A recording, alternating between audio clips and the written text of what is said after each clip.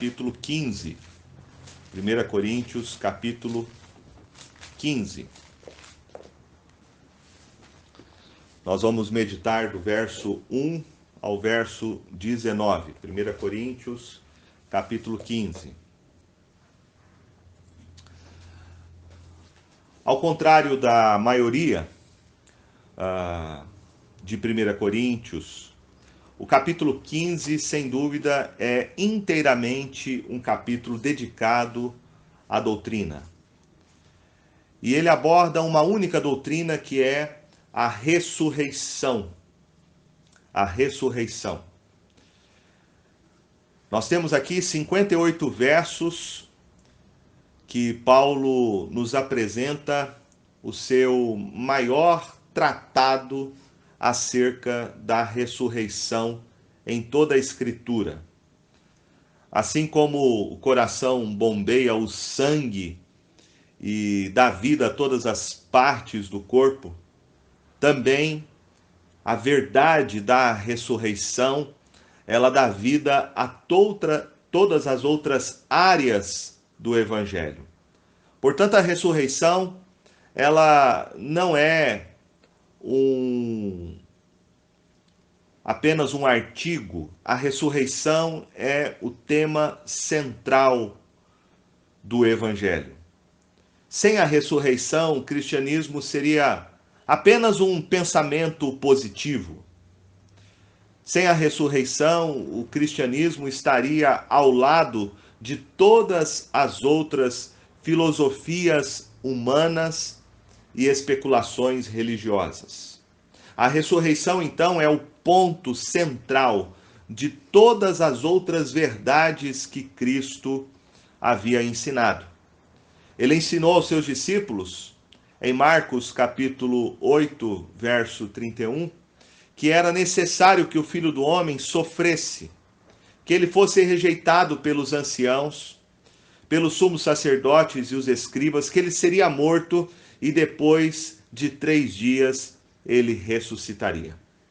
O Senhor Jesus disse em João capítulo 11, verso 25, eu sou a ressurreição e a vida, quem crê em mim, ainda que esteja morto, viverá.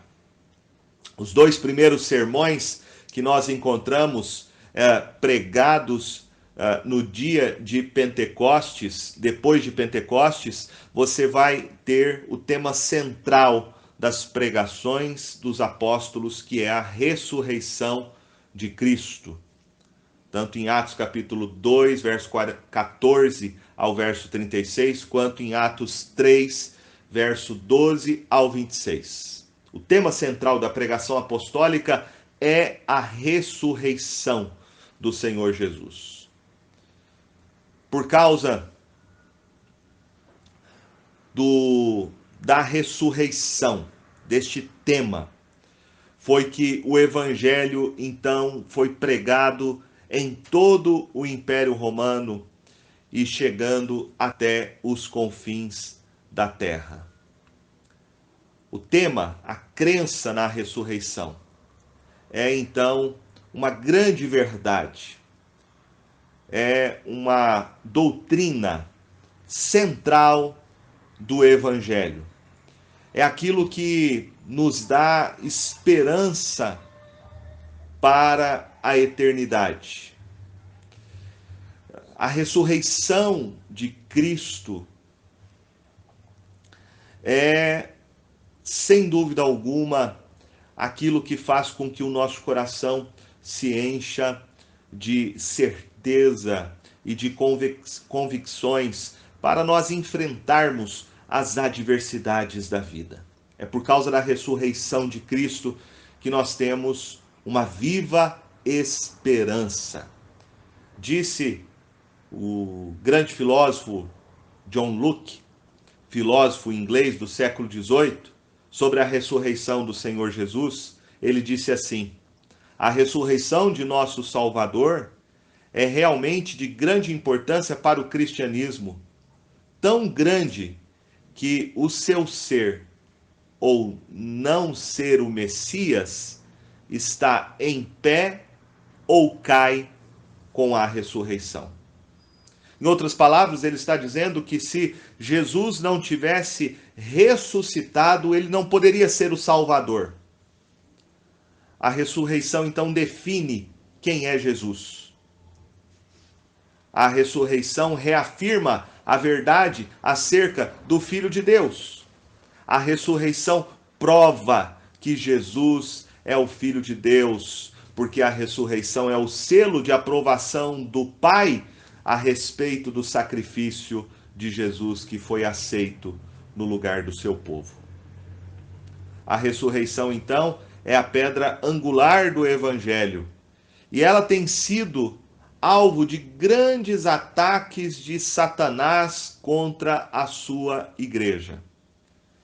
Se a ressurreição for eliminada, o poder do Evangelho também é eliminado.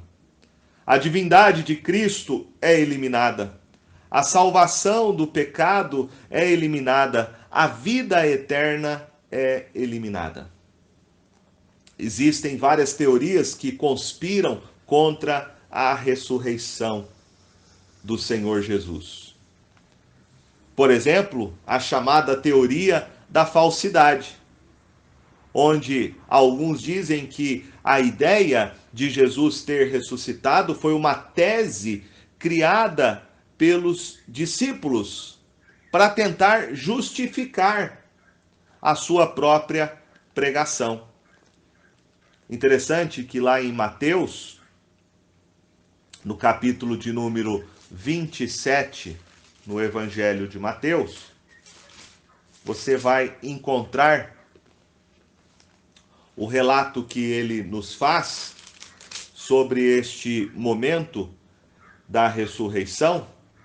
E o texto nos fala que os inimigos de Jesus, os principais sacerdotes fariseus, foram até Pilatos.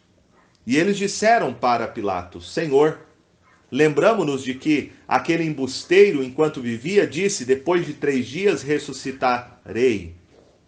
Ordena, pois, que o sepulcro seja guardado com segurança até o 3º dia, para não suceder que, vindo os discípulos, o roubem e depois digam ao povo: ressuscitou dos mortos, e será o último embuste pior que o primeiro. Disse-lhes Pilatos: aí tendes uma escolta, e ide guardai o sepulcro como bem vos parecer. Indo eles, montaram guarda ao sepulcro, selando a pedra e deixando ali a escolta. O texto, então, nos conta a respeito da ressurreição do Senhor Jesus, logo em seguida, no capítulo de número 28. E aí, então, vem ao conhecimento dos inimigos do Senhor Jesus, vem ao conhecimento, então, dos fariseus e dos principais sacerdotes que ele havia ressuscitado. E olha o que diz, então, o capítulo 28, verso 11. E indo elas, eis que alguns da guarda foram à cidade e contaram aos principais sacerdotes tudo o que sucedera. Reunindo-se eles em conselho com os anciãos, deram grande soma de dinheiro aos soldados, recomendando-lhes que dissessem: vieram de noite os discípulos dele e o roubaram enquanto dormíamos. Caso isto chegue ao conhecimento do governador, nós o persuadiremos e vos poremos em segurança. Eles, recebendo o dinheiro, fizeram como estavam instruídos. Esta versão divulgou-se entre os judeus até o dia de hoje. Então veja que as autoridades religiosas subornaram os guardas romanos para que mentissem a respeito da ressurreição do Senhor Jesus. Eles compraram o silêncio daqueles guardas, e aqui nós temos um fake news, uma grande mentira sendo contada de que os discípulos de Jesus roubaram o corpo dele. Tudo isso para tentar esconder o fato da ressurreição do nosso Senhor Jesus. Portanto, essa teoria, chamada teoria da falsidade, ela não encontra nenhum respaldo nos evangelhos. Os discípulos não inventaram essa história a respeito da ressurreição de Jesus. Marcos, lá no capítulo 14, verso 50, vai nos dizer que no momento que Jesus estava sendo crucificado na cruz, os discípulos fugiram com medo, se acovardaram, Portanto, jamais eles inventariam essa história sabendo que a vida deles estaria em risco. A outra teoria criada para tentar negar a ressurreição de Jesus é chamada de teoria do desmaio, dizendo que Jesus sofreu tanto naquela cruz, que foi tão intenso o seu sofrimento físico e psicológico, que ele teria desmaiado. E depois ele acordou no terceiro dia. Ora, isso é mais uma invenção criativa daqueles que tentam negar o fato de que Jesus morreu, como diz os evangelhos. É muito claro porque o soldado, para averiguar se aqueles que tinham sido crucificados realmente estavam mortos, tinha um procedimento. Eles quebravam os joelhos, as pernas, para acelerar a morte daquele que estava crucificado. E o Evangelho de João é muito claro em dizer que quando os guardas foram verificar isso, Jesus já havia morrido, e para ter certeza da sua morte, o guarda perfurou o seu lado, perfurou o seu pulmão, ao ponto de sair sangue e água. Portanto, essa teoria do desmaio também não encontra nenhuma evidência na Sagrada Escritura. Uma outra teoria criada para tentar também negar a ressurreição literal, física do Senhor Jesus, é a teoria da histeria feminista. Dizem os opositores da ressurreição que aquelas mulheres, no domingo de manhã, foram para o túmulo errado. Não foram para o túmulo onde o corpo de Jesus estava. E de que quando elas viram aquele anjo, na verdade não era um anjo, mas era o jardineiro. Mas quando você lê no Evangelho de Mateus, no capítulo de número 27, o texto nos informa que no momento em que Jesus estava sendo sepultado, o texto diz assim: achavam-se ali, sentadas em frente da sepultura, Maria Madalena e a outra Maria. E são essas duas mulheres que Mateus vai dizer no capítulo 28, que no findar do sábado, no primeiro dia da semana, Maria Madalena e a outra Maria foram ver o sepulcro. Elas sabiam onde era o sepulcro. Elas sabiam porque na sexta-feira, conforme nos é relatado, elas estavam ali sentadas na frente da sepultura. Elas sabiam onde Jesus, o corpo dele, havia sido colocado.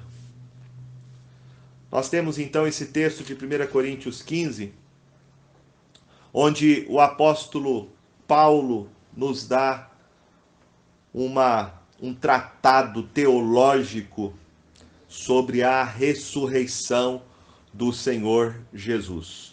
E Paulo aqui está tratando com um outro problema que havia no pensamento grego entre os membros da igreja de Corinto.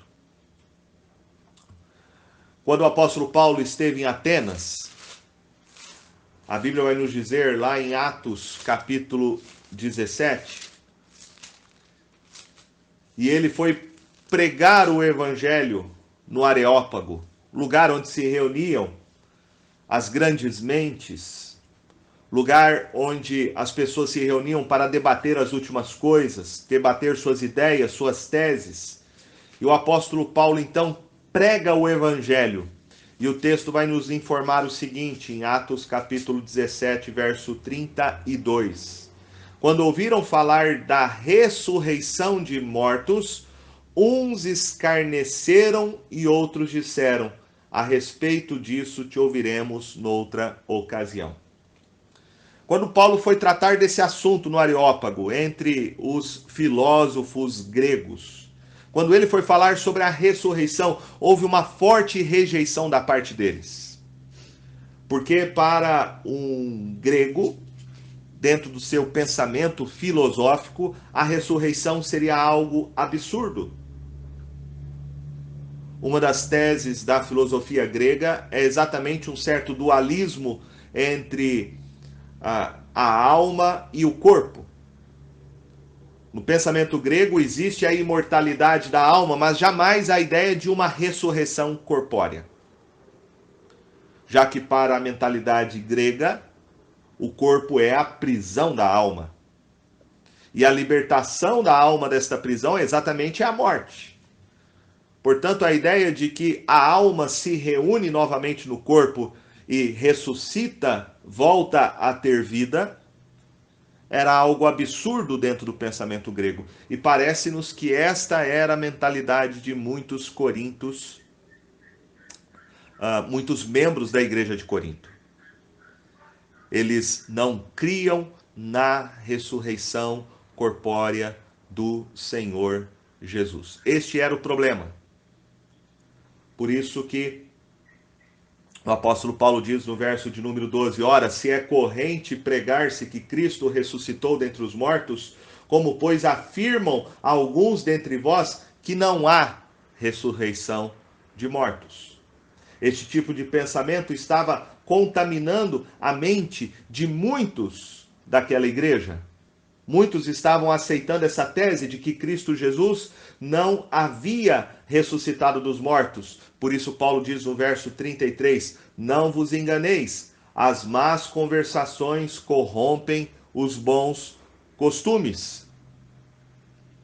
Então, eu quero aqui tratar com você e mostrar quais são os argumentos do apóstolo Paulo para provar a ressurreição do Senhor Jesus. A primeira coisa que o apóstolo Paulo fala, então, é que a ressurreição de Cristo é um fato provado e estabelecido. Ele nos oferece 5 argumentos para mostrar que a ressurreição de Cristo, ela é um fato incontestável.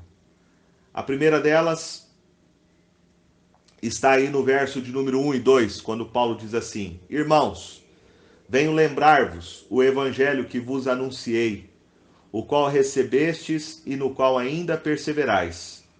Por ele também sois salvos, se retiverdes a palavra tal como vô-la preguei, a menos que tenhais crido em vão. Paulo está dizendo que o testemunho apostólico era o testemunho a respeito da ressurreição do Senhor Jesus. Aliás, este era um dos critérios, quando você olha para Atos capítulo 1, no verso 22, os apóstolos têm que escolher quem vai ocupar o lugar de Judas Iscariotes, que havia se enforcado. E veja qual é o critério estabelecido pelo colegiado apostólico para escolher o sucessor de Judas, para ser um apóstolo. Atos 1, 22 diz, começando no batismo de João até o dia em que dentre nós foi levado às alturas, um destes se torne testemunha conosco da sua ressurreição. Para ser um apóstolo era necessário que ele tivesse visto o Senhor Jesus ressurreto dentre os mortos. Essa era uma condição para ser um apóstolo, porque ele estava testemunhando, diz o texto, a respeito da ressurreição de Cristo Jesus. E é isto que Paulo está dizendo para a igreja de Corinto. Estou lembrando a vocês o evangelho que vos anunciei.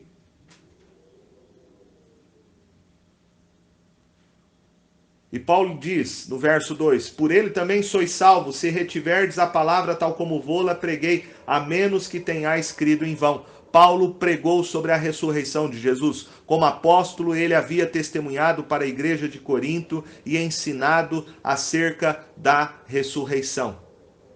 Se aqueles crentes deixassem de crer na ressurreição, Paulo diz que eles não poderiam ser discípulos de Cristo Jesus.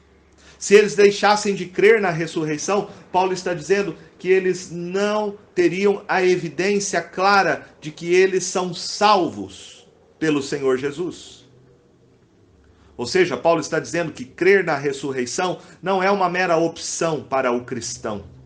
Crer na ressurreição é um ponto central do Evangelho, é o ponto central daquilo que nós cremos a respeito de quem Jesus é e do que ele fez.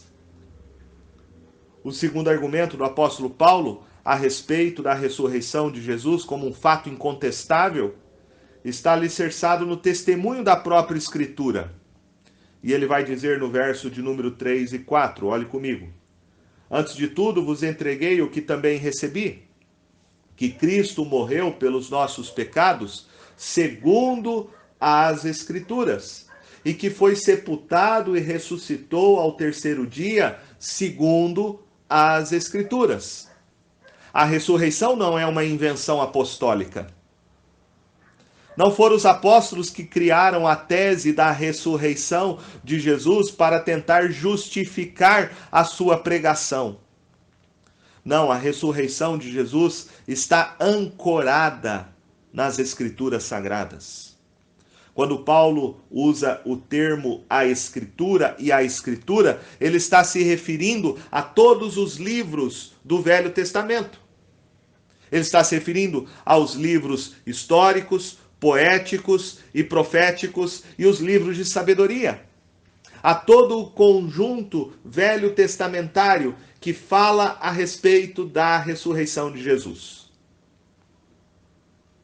Portanto, não é uma invenção da cabeça de Paulo a ressurreição de Jesus, não é uma invenção da cabeça de Pedro a ressurreição de Jesus. Você olha para a Escritura e você vai ver o tema da ressurreição de Cristo, do Messias, em todo o Velho Testamento. Você vai ter testemunho da ressurreição de Jesus em Gênesis 22, verso 8 e 14, no Salmo 16, do verso 8 a 11, no Salmo 22, Isaías 53, em Oséias capítulo 6, verso 2. A Bíblia está cheia de provas a respeito da evidência da ressurreição de Jesus no Velho Testamento. Portanto, de uma forma direta, de uma forma indireta, literalmente ou de maneira figurada, o Antigo Testamento, ele predisse sobre a morte, o sepultamento e a ressurreição de Jesus, o Messias.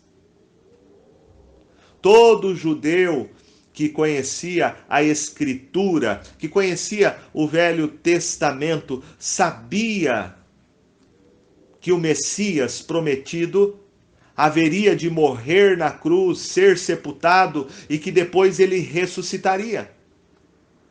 Por isso o apóstolo Paulo repete 2 vezes este termo, segundo as Escrituras. Segundo as Escrituras. Tudo que dizia respeito ao Messias, a obra que ele vinha fazer, estava testemunhado na Escritura. Portanto, não é uma invenção paulina a ressurreição, não é uma invenção de Pedro a ressurreição, não é uma invenção daquelas mulheres que foram visitar onde Jesus estava sepultado. A ressurreição está baseada, ancorada, estabelecida no Velho Testamento. Mas Paulo continua o seu argumento. Ele não apenas diz que a ressurreição faz parte da pregação central e do testemunho apostólico, que a ressurreição não está apenas evidente e alicerçada nas Escrituras do Antigo Testamento, mas agora ele vai dizer que a ressurreição foi um fato visto por várias testemunhas. Primeiro, pelo testemunho dos próprios apóstolos. Ele diz no verso de número 5 ao verso 7, olhe comigo. E apareceu a Cefas, que é Pedro, e depois aos 12. Depois foi visto por mais de 500 irmãos de uma só vez, dos quais a maioria sobrevive até agora, porém alguns já dormem, ou seja, já haviam morrido. Depois foi visto por Tiago, verso 7. Mais tarde, por todos os apóstolos. Todos os apóstolos viram o Senhor Jesus ressurreto dentre os mortos. E veja o que diz,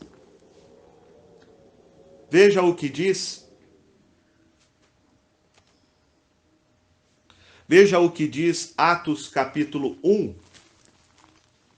Atos capítulo 1. Em Atos capítulo 1, verso de número 3, você tem a seguinte informação, que após o Senhor Jesus ter ressuscitado dos mortos, Atos 1, 3 diz assim: a estes também, depois de ter padecido, se apresentou vivo com muitas provas incontestáveis, aparecendo-lhes durante 40 dias e falando das coisas concernentes ao reino de Deus. Jesus ressuscitou dos mortos, literalmente, fisicamente. Não foi um fantasma que apareceu para os apóstolos e para mais de 500 irmãos, diz Paulo. Jesus apareceu durante 40 dias a eles, ressurreto dentre os mortos. Não foi um fantasma. Jesus comeu com seus discípulos. Jesus tomou a ceia com seus discípulos após a sua ressurreição. Jesus comeu com Pedro quando restaurou ele à beira-mar e comeu um peixe com ele assado. Jesus ressuscitou fisicamente dos mortos. E esse era o testemunho apostólico incontestável. Você já deve ter visto pessoas dizendo que viram um extraterrestre, que viram um disco voador, e é interessante que esses testemunhos sempre são testemunhos muito particulares. Sempre são testemunhos de pouquíssimas pessoas. Pessoas que estavam sozinhas em algum lugar. Mas quando nós olhamos para a ressurreição de Jesus, a ressurreição é um fato incontestável. É um fato incontestável, meus irmãos, porque o texto fala que além dos apóstolos, mais de 500 irmãos de uma só vez. Não havia como essa história ser inventada. Não havia como ser uma imaginação fértil da cabeça dessas pessoas, criar essa história, criar o fato da ressurreição de Jesus. Não. Porque haveria alguma contradição. Logo, isso, se fosse uma mentira criada, se fosse um conto, se fosse uma historinha, logo saberiam que era uma farsa, saberiam que era uma mentira, que era um fake news. Não. Agora, não somente isso, meus irmãos, você morreria por uma mentira? Você daria a sua vida por uma falsa informação? A maioria desses apóstolos morreram. Todos eles morreram. Eles morreram porque eles testemunharam da ressurreição de Jesus. Eu acredito que não seja fácil você morrer pela verdade. Agora, você morrer por uma mentira? Você morrer quando você está com a sua cabeça colocada numa guilhotina? Colocada numa forca? Com a espada? Não. Esses homens morreram testemunhando a respeito da ressurreição de Jesus, porque ela foi e ela é um fato. Um fato incontestável, uma verdade absoluta. E aqui nós temos também o relato do próprio apóstolo Paulo, quando ele diz do verso de número 8 ao verso de número 11, já que para ser um apóstolo era necessário, como vimos, ter visto o Senhor Jesus ressurreto, e ele vai dizer a respeito da sua própria experiência ocular de que ele viu a ressurreição de Jesus. Ele diz: e afinal de todos, foi visto também por mim como por um nascido fora de tempo, Porque eu sou o menor dos apóstolos, que mesmo não sou digno de ser chamado apóstolo, pois persegui a igreja de Deus. Mas pela graça de Deus sou o que sou, e a sua graça que me foi concedida não se tornou vã. Antes trabalhei muito mais do que todos eles. Todavia não eu, mas a graça de Deus comigo. Portanto, seja eu ou sejam eles, assim pregamos e assim crestes. Paulo aqui está dizendo que não há qualquer diferença entre os apóstolos, que primeiro viram o Senhor Jesus ressurreto, a primeira leva de apóstolos, e ele. Ele diz aqui que ele é um apóstolo nascido fora do tempo, ou seja, fora daquele período onde os primeiros apóstolos viram o Senhor Jesus ressurreto. Mas isso não fazia ele diferente dos demais. Porque para ser um apóstolo era necessário ter visto o Senhor Jesus ressurreto. E este homem, que antes de ser Paulo era Saulo, era o perseguidor da igreja, e estava com as cartas indo para Damasco, prender os cristãos. E ali, a caminho de Damasco, o Senhor Jesus apareceu para ele, ressurreto dentre os mortos. E Saulo se transformou em Paulo.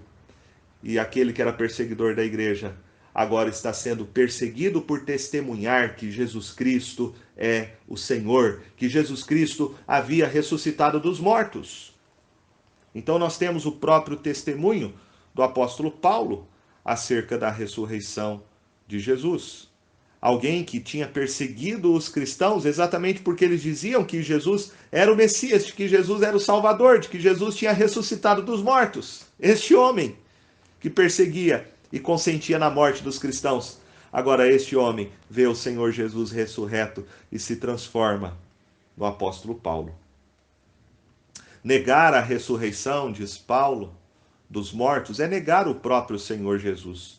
Por isso ele diz o verso 12 e 13. Ora, se é corrente pregar-se que Cristo ressuscitou dentre os mortos, como, pois, afirmam algum dentre vós que não há ressurreição de mortos? E se não há ressurreição de mortos, então Cristo não ressuscitou.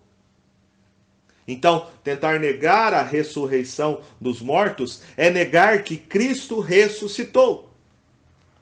Uma coisa leva a outra.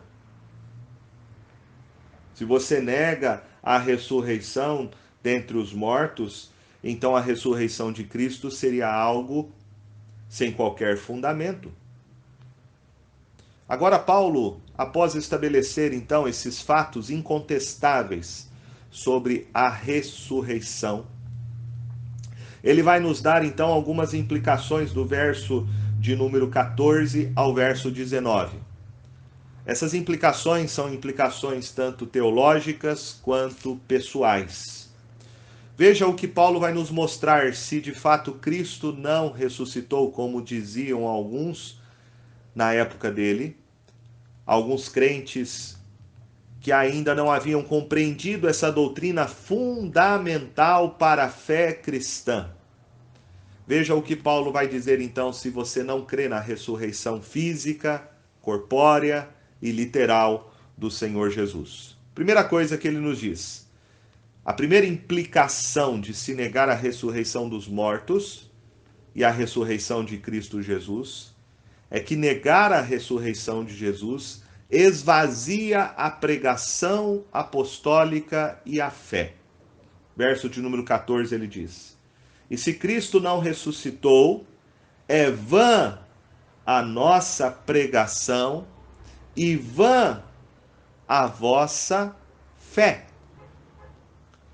Essa palavra vã significa de valor nenhum, de significado nenhum. O que Paulo aqui está dizendo é que se Cristo não ressuscitou, nada adiantou a pregação apostólica. Esses homens que deram a sua vida em pregar o evangelho, esses homens trabalharam em vão. Esses homens pregaram então uma falsa mentira. Estes homens pregaram um engano. É isso que Paulo está dizendo. Se Cristo não ressuscitou, é vã a nossa pregação. Mas não somente isso, é vã a vossa fé. Nós pregamos então uma mentira e vocês também creram numa mentira, Paulo está dizendo.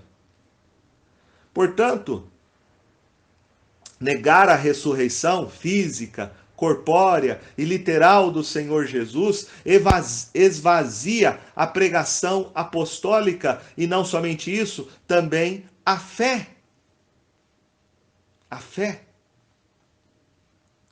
Em segundo lugar, Paulo diz que torna os apóstolos, então, falsas testemunhas. Isso era muito sério dentro do contexto judaico. Fazer um falso testemunho, cometer o perjúrio, passível de condenação. Passível de condenação. E Paulo diz no verso de número 15: somos tidos por falsas testemunhas de Deus, porque temos asseverado contra Deus que ele ressuscitou a Cristo, ao qual ele não ressuscitou, se é certo que os mortos não ressuscitam. Porque se os mortos não ressuscitam, também Cristo não ressuscitou. Veja que coisa séria é negar a ressurreição de Cristo. Paulo diz: nós primeiro somos falsas testemunhas, nós estamos cometendo perjúrio. Segundo, nós temos asseverado contra Deus que ele ressuscitou a Cristo. Então a gravidade é você falar alguma coisa na presença de Deus que é falso. Isso era muito sério. Isso era um falso testemunho, isso era cometer um perjúrio passível de julgamento. Paulo tem consciência disso. Então, Paulo está dizendo, meus irmãos, claramente, de que o Senhor Jesus, ele ressuscitou de fato fisicamente, literalmente. Isto é um fato. Isto não é uma invenção apostólica para justificar a pregação deles. Mas Paulo ainda nos dá mais algumas implicações de não crer na ressurreição literal, física do Senhor Jesus. Ele diz: se Cristo não ressuscitou, verso 17, é vã a vossa fé e ainda permaneceis nos vossos pecados. E ainda mais, os que dormiram em Cristo pereceram.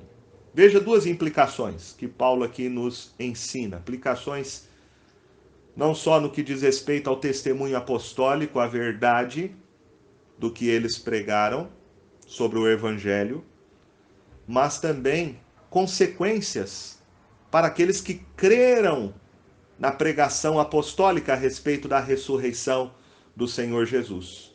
Primeira coisa que ele diz é que se Cristo não ressuscitou, é vã a nossa fé e ainda permaneceis nos vossos pecados.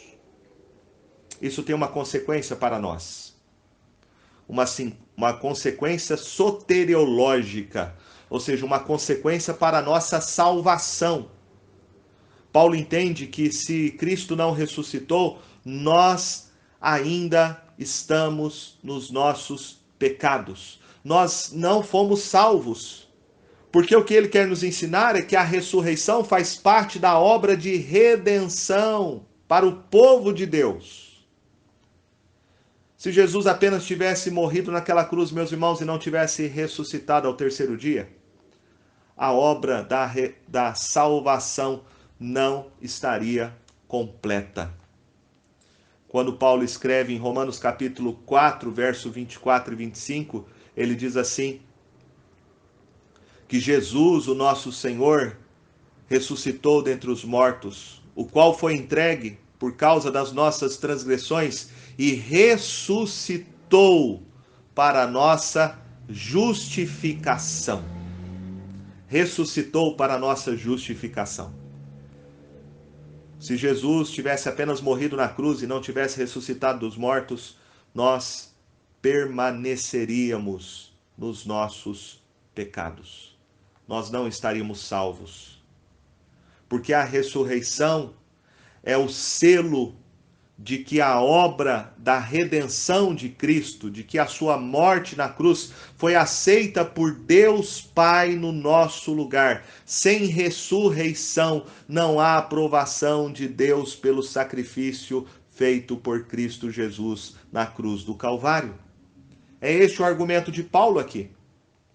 Sem ressurreição, é vã a nossa fé e ainda permanecemos nos nossos pecados. E ainda mais, os que dormiram em Cristo pereceram. Dormir é a linguagem que Paulo usa, muito particular do apóstolo Paulo, que se refere aos crentes que morreram. E ele diz, se eles então dormiram, se eles morreram, eles pereceram, ou seja, eles estão no inferno. É isso que Paulo está dizendo. Eles estão condenados. Não há salvação sem ressurreição.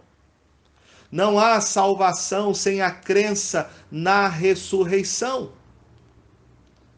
É isso que diz Romanos capítulo 10, verso 9. Se você confessar com a sua boca que Jesus é Senhor e crer em seu coração que Deus o ressuscitou dentre os mortos, será salvo. Portanto, é impossível ser um cristão e não acreditar na ressurreição do Senhor Jesus. A ressurreição de Cristo é uma declaração dada pelo Pai de que o último inimigo foi vencido, que é a morte. A pena foi cumprida e foi satisfeita a condição para o recebimento da vida eterna. É isto que a ressurreição nos ensina. E Paulo então termina dizendo no verso de número 19: se a nossa esperança em Cristo se limita apenas a esta vida, somos os mais infelizes de todos os homens. A melhor notícia, meus irmãos, do mundo vieram de um túmulo vazio. A tumba vazia de Cristo é o berço da igreja. Se a morte tivesse triunfado sobre Jesus, nós estaríamos desprovidos de esperança. Paulo, escrevendo em 1 Tessalonicenses capítulo 4, verso 13, disse: não vos entristeçais como os demais que não têm esperança. Os discípulos estavam assim, lembram?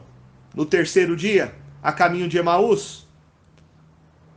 Lucas, no capítulo 24, verso 17, falam que os seus corações estavam tomados de profunda tristeza, porque a esperança dos discípulos não estava na ressurreição. Para eles, a cruz, a morte de Cristo, colocou um fim em toda a sua esperança. Eles estavam tristes, quando na verdade eles deveriam estar exultando de alegria. E quantas vezes a nossa vida é uma via sacra de lamento, de dor, de tristeza, porque nós não tomamos posse do poder da ressurreição de Cristo em nossa vida. A vida cristã é uma vida, meus irmãos, de esperança e de alegria. É hora então de nós sacudirmos o jugo da tristeza do nosso coração, da nossa família, e viver o espírito da ressurreição. É a única força para suportar a dor e o sofrimento.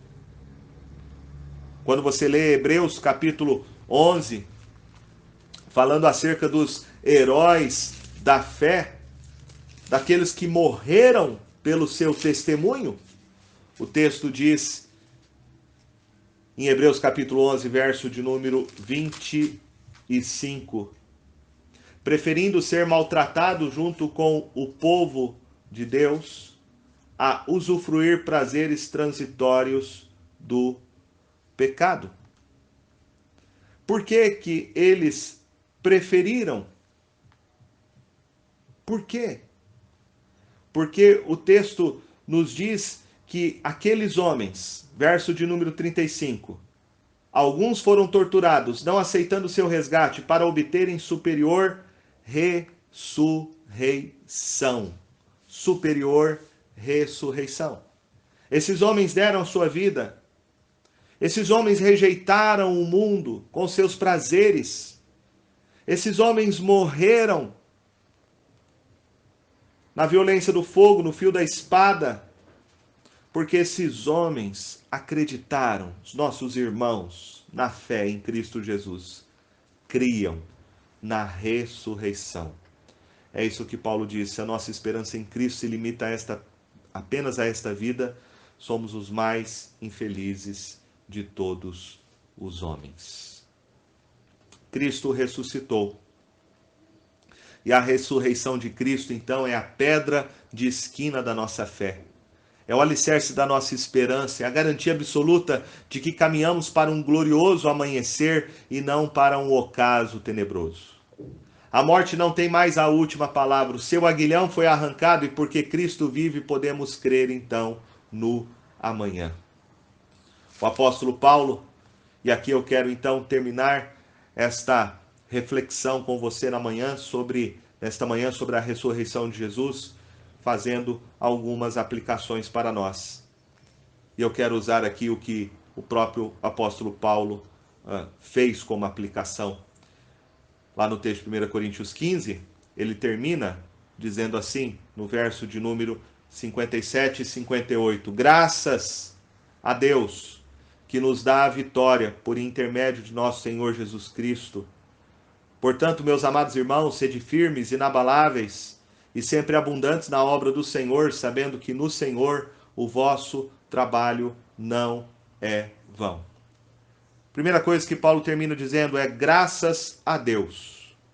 E eu quero convidar você nessa manhã a fazer isso, a dar graças a Deus, a agradecer ao Senhor, porque Ele nos deu a vitória por intermédio do nosso Senhor Jesus Cristo. Ele nos deu a vitória. Aquele que crê em Cristo Jesus como seu Senhor e Salvador, não tem razão alguma para ter medo, porque Jesus venceu a morte. A morte.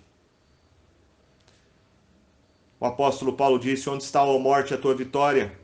Onde está, ó morte, o teu aguilhão? O aguilhão da morte é o pecado, e a força do pecado é a lei. Através da ressurreição, o Senhor Jesus venceu a morte. E o que os homens têm é medo da morte, o pavor da morte. Mas segundo Hebreus capítulo 2, verso 14 e 15, o Senhor Jesus, ao ressuscitar, tirou o pavor da morte. O pavor da morte. O aguilhão, a ferroada da abelha é a morte. E ele diz, o aguilhão da morte é o pecado. Jesus morreu na cruz para pagar a Deus Pai pela nossa culpa e ele ressuscitou ao terceiro dia, vencendo a morte. Lembra? O salário do pecado é a morte. Jesus Cristo realizou a obra completa de salvação no meu lugar e no seu lugar. Ele ressuscitou dos mortos. E se ele ressuscitou dos mortos, nós não temos razão nenhuma para ter medo da morte. Vivemos esse tempo de epidemia, as pessoas estão com medo de ficarem doentes. Eu quero dizer para você, não existe razão para você ter medo de morrer, porque Jesus ressuscitou. Então que nesta manhã, primeiro você dê graças a Deus. Graças a Deus que nos dá a vitória por meio de Jesus. Graças a Deus que nos dá essa viva esperança por meio de Cristo Jesus. Dê graças a Deus por isso. Por você ter Cristo como seu Senhor e Salvador, e aquele que tem Jesus como seu Senhor e Salvador, não tem razão para ter medo da morte.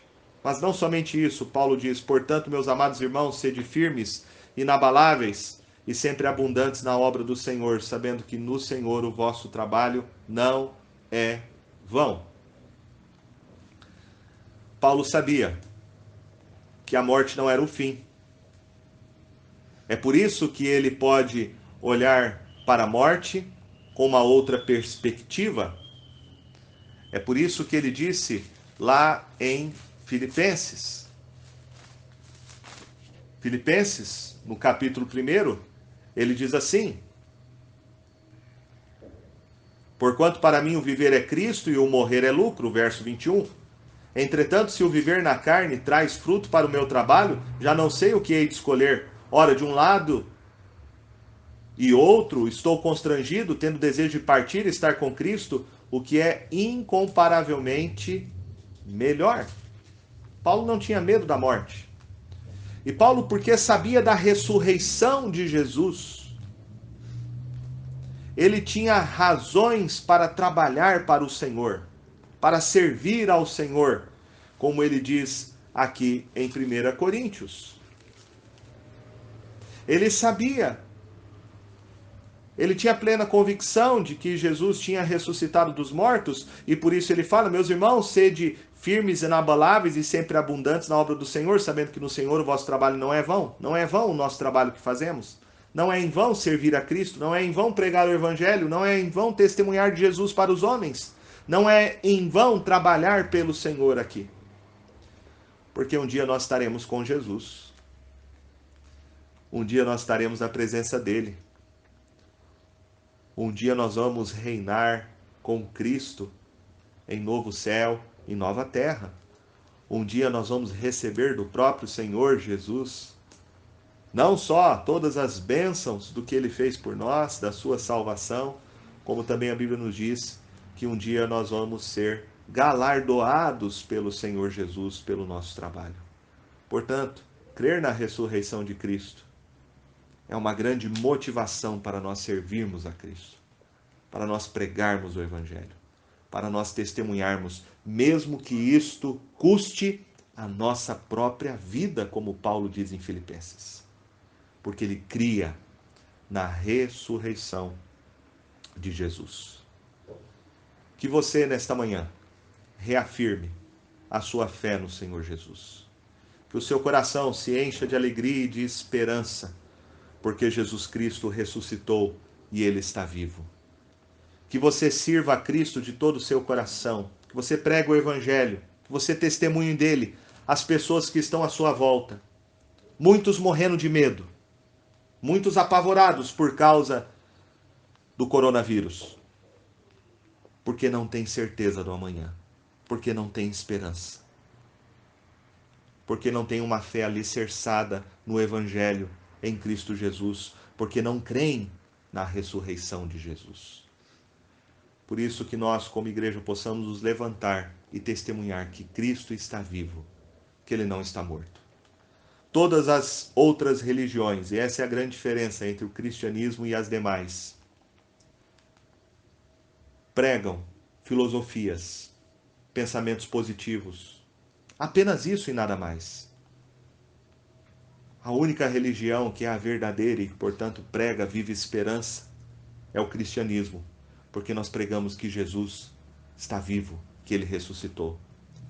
Os budistas podem ir no túmulo de Buda e ele está morto. Os espíritas podem ir no túmulo de Allan Kardec e ele está morto. Os discípulos de Maomé podem ir no túmulo dele e ele está lá porque está morto. Mas se nós formos, meus irmãos, lá no túmulo em Jerusalém, nós vamos ver uma placa escrita: ele não está aqui, ele ressuscitou. Jesus está vivo. Jesus ressuscitou dos mortos. Portanto, nessa manhã, adore o Senhor Jesus. Agradeça a Deus Pai porque você crê que Jesus ressuscitou. E sirva a Cristo e testemunhe dele para todos os homens, até a sua volta. Amém? Quero convidar